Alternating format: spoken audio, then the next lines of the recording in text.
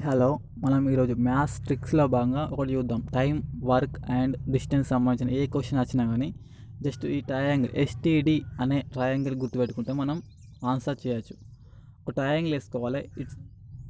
ఈ arrow mark ప్రకారం first S, తర్వాత టీ, తర్వాత డి రాసుకోవాలి. ఎస్టీడి. ఎస్ అంటే స్పీడ్, టీ అంటే టైం, డి అంటే డిస్టెన్స్. ఓకేనా? ఇప్పుడు మన ఫార్ములాస్ ఎట్లా వేయాలో చూద్దాం.